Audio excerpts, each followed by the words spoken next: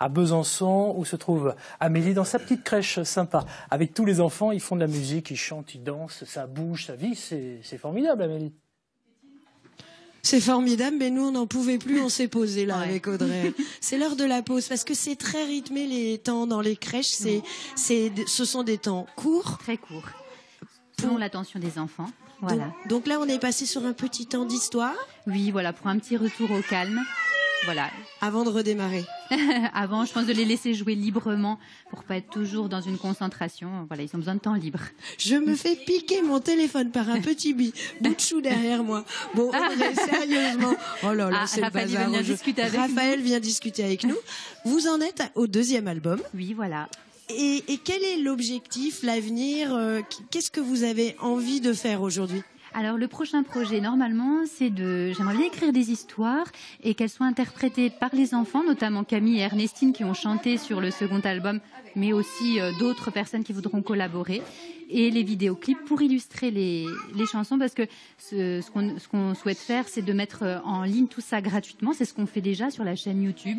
On fait des clips pour illustrer les chansons, les histoires, et ainsi tout le monde peut se servir, les instits, les gens qui travaillent en crèche, mais aussi des gens, parents. Oui, et puis aussi même au-delà, on a reçu des messages d'une dame en Macédoine qui voulait utiliser la chanson C'est l'automne pour apprendre le français aux enfants, ou Golvin à Londres dans l'Institut français qui a utilisé les comptines pour des temps danse et chansons avec les enfants.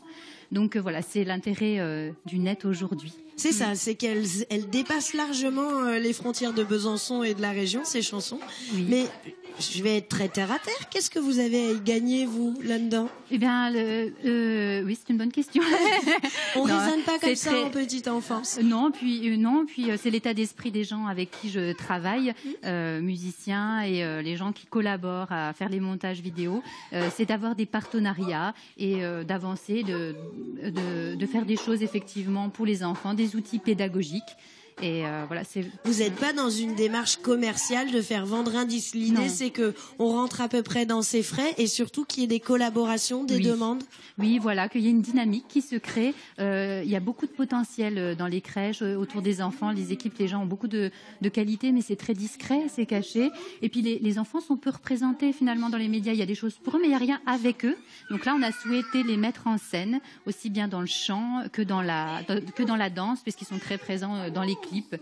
Alors on a 30 secondes, Audrey, pour dire, il suffit de taper votre nom, le nom des albums pour vous trouver gratuitement sur le net. Voilà, YouTube Audrey Hutters, vous aurez tous les clips, voilà, et avec toutes les familles et les gens qui ont bien voulu participer et que je remercie. Alors à écouter, à utiliser, à chantonner, et puis on peut peut-être vous passer des petites commandes, même parfois vous suggérer des endroits où venir des crèches s'ils veulent vous solliciter. Oui, les microcrèches me contactent régulièrement sur Facebook, les comptines d'Audrey Hutters. Donc n'hésitez pas, si vous voulez n'importe quelle question, n'importe quelle demande, nous on étudie toutes les propositions.